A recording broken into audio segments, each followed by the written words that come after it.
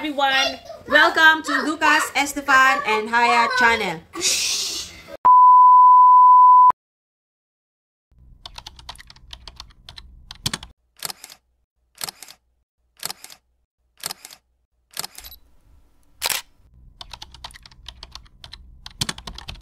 Kwento ko, i-action mo. At ang napili namin ngayon na kwento ay ang kwento ni...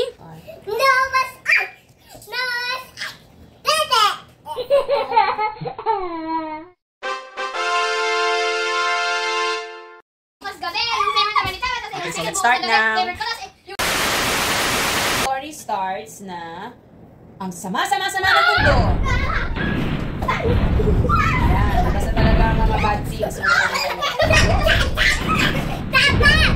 And nalungkot ang Diyos. Sino mag-aaral na dad? Puro kayo masasama. Ang dumi ng paa ni Daddy. Stop! Pwede magbukas ka mo. Take 3! Nga, naging sobrang sama ng mundo. Alis ako. Dati ko kwento ako yan. Ang naisip na paraan ng Panginoon para linisin ng mundo. Alis ako ulit. Uy, walang nag-uubaran. Cut! Si Daddy yung God. Nalungkot si God. Na ginawa niya ang mundo. Kaya sabi niya, ay ang lilinisin sa pamamagitan ng water. Pero may nakita si Noah na isang tao who found favor sa Panginoon. Siya si... Ako na lang. Si Noah. Si Noah ay nagpe-pray. Ako, Mami. Sino ka? Ikaw yung... Elephant. Elephant. Oh, Mami. Oh, ako ang narrator. Catwalk, Mami. Catwalk. Kay lahat, dahil ayaw niya maging Noah. Was already started and I never made the ark. Oo, wala kasing Noah. Ang importansya na dapat si Noah ay meron sa kwento. Kung wala si Noah, wala ng tao sa mundo. Dahil kay Noah may na-save na lahi ng tao at lahi ng... Okay na. Cut! Ang gulo nyo. Sabi ng Diyos kay Noah na gumawa siya ng arka. Okay. At gumawa na sila ng arka kasama ang kanyang pamilya. Si Noah ay gumawa ng arka. Si Noah ay gumawa ng arka. Ang arka ay sosyal dahil gawa siya sa Louis Vuitton. Wow! Unang pumasok ang Mommy and Daddy Lion. How about Mommy and Daddy Elephant?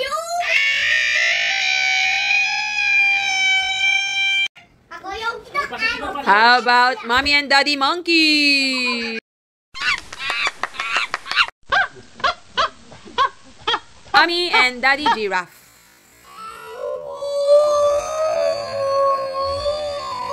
Mommy and Daddy Snake.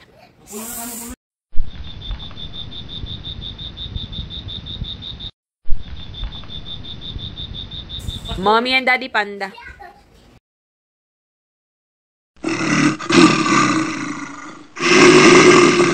At sinara ng Diyos ang pintuan. Sino ulit ang nagsara ng pintuan? Si God.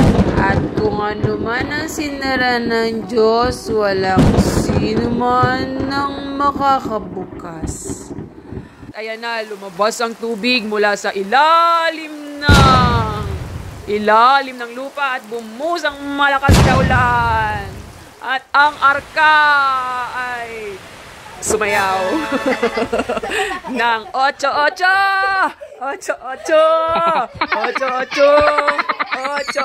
na. At umiyak ang baby elephant. Huwag mo na kayo lumabas dahil ongoing pa yung bagyo. Nalunod ang mga monkey, kaya wala nang lahi ng monkey. At pagkatapos nun ay tumigil ang ulan. Pero nakalabas ba sila agad? Pero hindi sila makalabas, tama si Estefan, dahil the flood is still there. At pagkatapos ang maraming araw, ay bored na sila. Kaya nagpadala muna sila ng raven. At hindi bumalik yung raven. Kaya nagpadala sila ng dove.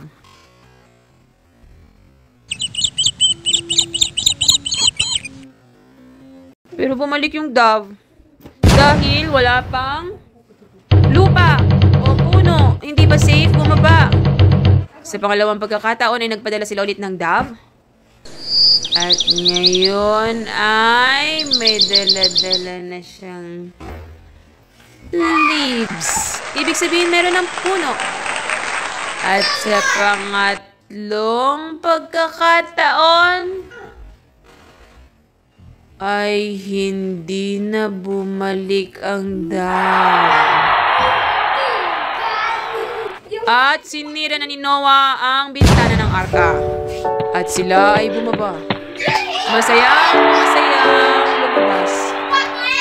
Except kay Haya na ang gusto ay nasa arka forever and ever. Iiyak si Haya dahil gusto niya pa rin nandun sa loob ng Noah's Ark.